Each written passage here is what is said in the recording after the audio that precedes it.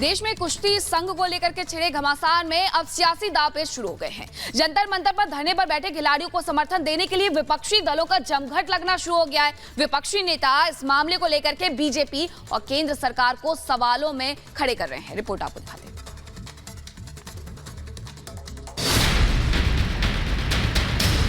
अगर कोई अध्यक्ष किसी खिलाड़ी के साथ ऐसे शोषण करता है तो वो किसके पास जाएंगे शिकायत करने के लिए? मैं पूरी तरह से निर्दोष हूँ। इन आरोपों का सामना करने के लिए तैयार हूँ।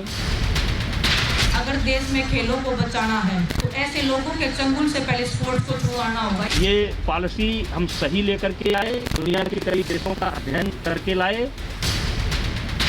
यहाँ न्याय की लड़ाई लड़ने के लिए आए हैं, भारत की बेटियों की लड़ाई लड़ने के लिए आए हैं। देश के कुछ उद्योगपतियों का इसमें हाथ है, जिनको मुझसे कष्ट है, और कांग्रेस का हाथ है। दिल्ली के जंतर मंतर पर रेसलर्स का धरना अब सियासी दंगल में तब्दील हो गया।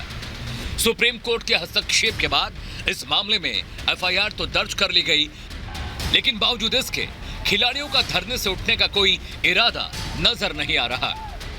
धरने पर बैठे खिलाड़ी पहले तो जांच कमेटी पर सवाल उठा रहे थे, लेकिन अब वो एफआईआर दर्ज करने वाली दिल्ली पुलिस पर भी भरोसे से इनकार कर रहे हैं। हंगामा इतना बढ़ गया कि अब विपक्ष भी इसमें अवसर तलाशता दिख रहा है। कांग्रेस और आप सहित कई विपक्षी दल खिलाड़ियों के समर्थन में खड़े हो गए, जिसे लेकर सियासत चरम पर है। दिल्ली के जंतर मंतर पर बैठे रेसलर्स और डब्ल्यूएफआई के अध्यक्ष ब्रजभूषण शरण सिंह के खिलाफ आरोप प्रत्यारोप भी चरम पर है। खिलाड़ी जहां इसे महिला सम्मान और कुश्ती को बचाने की लड़ाई बताकर मैदान में है, तो वहीं ब्रजभूषण खुद को निर्दोष बताते हुए पूरे मामले को एक बड़ी साजिश का हिस्सा बता रहे हैं।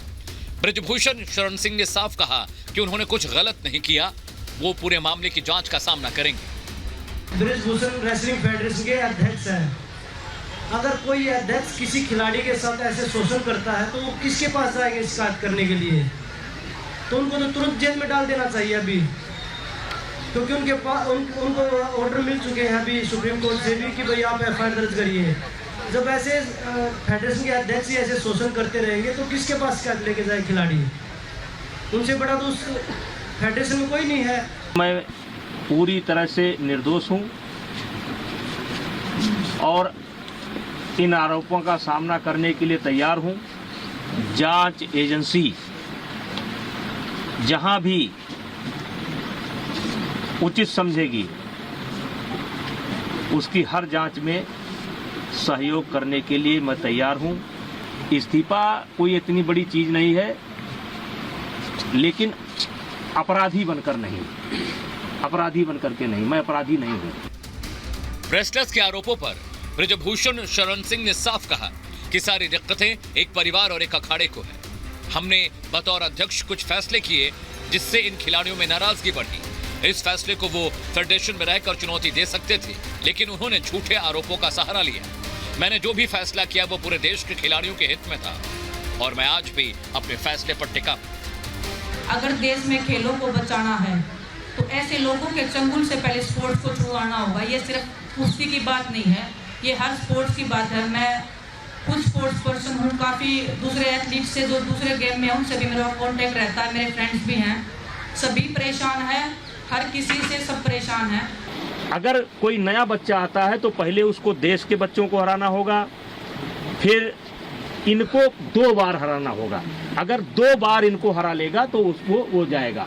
इसका भी इन लोगों को विरोध है और मेरा मानना है कि ये पॉलिसी हम सही लेकर के आए, दुनिया के कई देशों का अध्ययन करके लाए।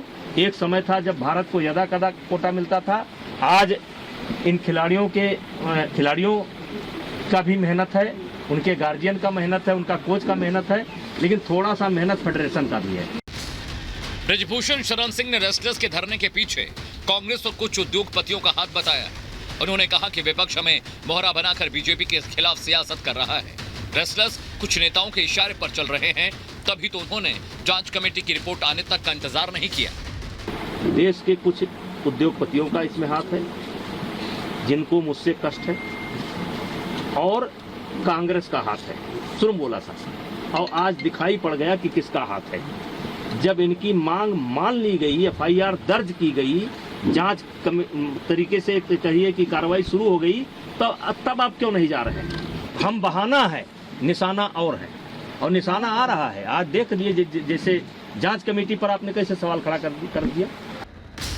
ब्रजभूषण शरण सिंह ने इस्तीफे के सवाल पर अपने संघर्षों को याद करते हुए कहा, उन्हें कोई भी पद खिलाड़ियों की वजह से नहीं मिला, उन्होंने चुनाव जीतकर सफलता पाई है।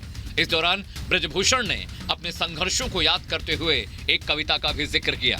जिस दिन जीवन के हानि लाभ पर उतरूंगा, मतलब जिस दिन मैं अपने जीवन के हानि लाभ क्या खोया पाया समीक्षा करूंगा, और जिस दिन संघर्षों में जाली लग जाएगी, जिस दिन मुझको लगेगा कि अब मेरे संघर्ष करने की क्षमता समाप्त हो गई है, जिस दिन जीवन की लाचारी मुझ पर तरस दिखाएगी, जिस दिन मैं लाचार बन जाऊंगा, बेबस बन जाऊंगा, बेचारा बन जाऊंगा, तो मैं चाहूंगा कि ऐसी जिंदगी मैं न जीऊं।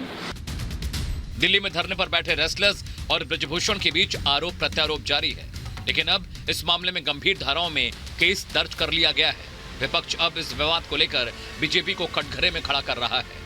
खिलाड़ी अभी जांच कमेटी और पुलिस पर भरोसा नहीं जता रहे हैं।